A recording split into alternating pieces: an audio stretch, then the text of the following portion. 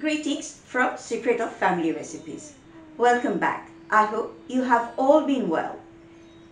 This is the 10th episode, and this episode ended up being so big that I'm going to make this two episodes.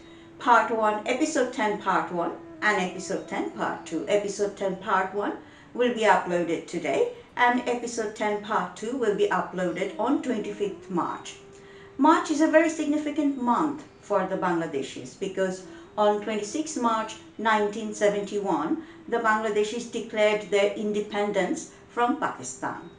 And this year, in 2021, the Bangladeshis across the world are celebrating the golden anniversary of the independence. In this episode, we are also going to share some of the recipes that we would cook at home on Independence Day. This is a very special year for us because it's the golden anniversary. There is also a very good news I would like to share with the subscribers. Hooray! Our channel have got 106 subscribers as I checked this morning, which means that I have completed, this channel has completed, you have completed a milestone. And to celebrate that, I have a reward for you. I have a reward for my subscribers. So if you haven't subscribed yet, subscribe below so you can be entitled to claim your reward. I'm going to give away one pot of spice mix that I showed on episode 1. And the winner will be announced on the episode I'm going to upload on 1st of April. But there will be a question for you, and if you cannot answer that question, you can't win it. There is only one reward. On episode 10, I am going to be inviting one of my family members to show one of the recipes that we would cook on 26 March at home. It's a national holiday, so we spend time at home with families. I used to spend a lot of the time on 26 March at my grandparents' home in Old Dhaka city. We call it Puran Dhaka. And today I'm going to share one of the most popular street food in that area that gets sold on 26 March. It's known as Shutli Kabab. It's a kebab which looks very much like a meatloaf but wrapped in strings. I do not have strings and I have twisted the recipe a bit. So I have used actually a meatloaf tin to show you how I make the Shutli Kabab. I call my kebab not Shutli Kabab but Kabab Loaf. I made it, or I should say I baked it in my oven on 200 degrees centigrade. I will show you how I do it, but before we can make the kebab, I must show you the kebab spice mix. Once you have the kebab spice mix, you can use that spice mix for making any kebab. To make the spice mix, I have 3 teaspoons of coriander seeds and 2 teaspoons of black peppercorn here.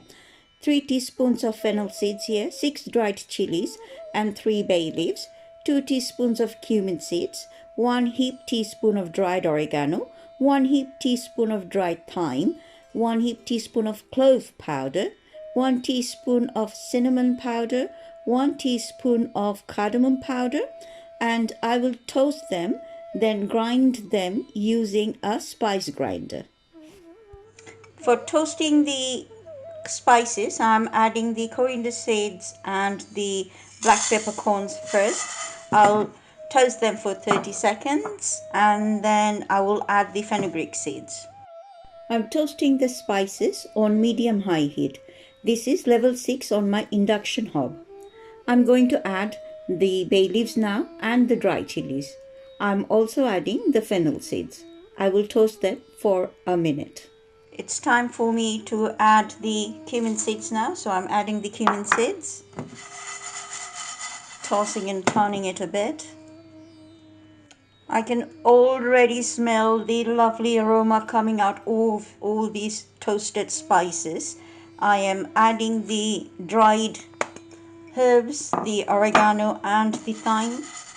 And finally, I'll add the powdered garam masala, 3 garam masala, which is cinnamon, cardamom and clove. I'll toast them for another 1 minute and then I shall rest them for them to cool down, and then I will grind them in a coffee grinder or spice grinder. I have turned the hob off. I will wait for it to cool down, and once it's cold I will grind it. I have transferred the toasted spice in this grinder and I'm going to add 1 heap of teaspoon of sumac powder. It's optional, it just gives a tangy flavor to it. If you don't have access to it, you do not need to use it. This is how the ground spice mix looking. I can't explain the aroma. It is absolutely so beautiful. It makes me feel like I'm actually eating the street side kebabs they make in Bangladesh. It's beautiful. It's a handy spice mix to have at home. So you can just sprinkle a little bit because it's already toasted. It won't taste anything, it wouldn't have any raw taste. That's what I wanted to say. So it will actually enhance the flavor of your any sort of Indian or Arab cuisine you're trying to make. A little sprinkle of it will actually enhance the flavor of the food. To make the kebab, I will need 1 tablespoon of the Kabab Spice mix we just made, 2 tablespoons of flat leaf parsley and 1 tablespoon of mint chopped, 1 whole onion chopped, 1 egg, a handful of dried cranberry, it's optional, and then half a cup of breadcrumb, and of course 500 grams of beef mince. I will need also 3 tablespoons of vegetable oil. Let's start making the kebab. I am adding 2 tablespoons of vegetable oil and 1 tablespoon of the kebab spice mix. Then I will put all the flat leaf parsley and the mint leaves and the chopped onion. Oh, I must not forget the salt. I will need 1 teaspoon of salt, 1 teaspoon of ginger paste, 1 teaspoon of garlic paste. I could also add the dried cranberry I showed you, and it's optional really. It will just give a sweet and sour taste to the kebab. Now I will mix the mince with all these ingredients very well. Make sure you wash your hand carefully before you start mixing the mince. After mixing the mince with all the ingredients, I will add half a cup of the breadcrumb and the egg, and then I will mix it well again. This is my kebab loaf tin. I need 1 tablespoon of vegetable oil and a brush to spread the oil across the tin. So I will take a brush, spread the oil very well. Now I'm adding the mixed mince I prepared to make this kebab loaf. I am pressing it down very well so that it's tightly bound. See, I don't have the string that they use for the Shutli Kabab. I'm using a loaf tin. So I need to press the mixed mince really well so that the kebab is bound together nicely and it will come off the tin after it's cooked properly.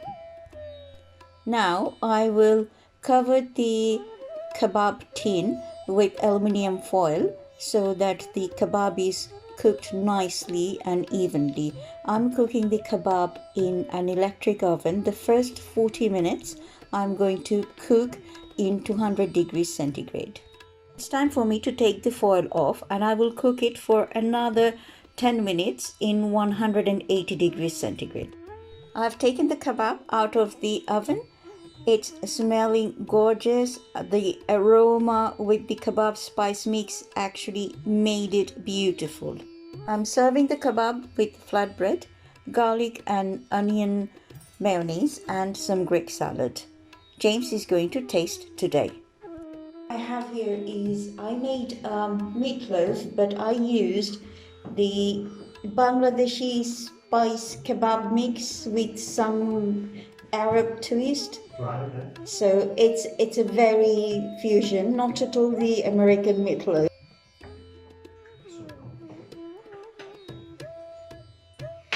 It smells very nice. It smells like there's something extra in there.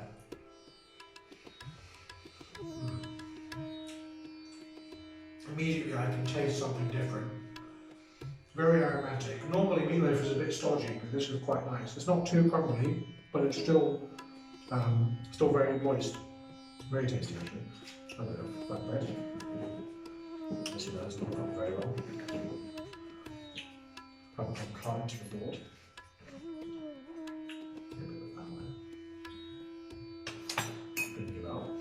Use your fingers. That's how you eat kebabs. Come on. That is very nice. Quite simple, but nice. The flatbread is very crisp. Still warm. Okay.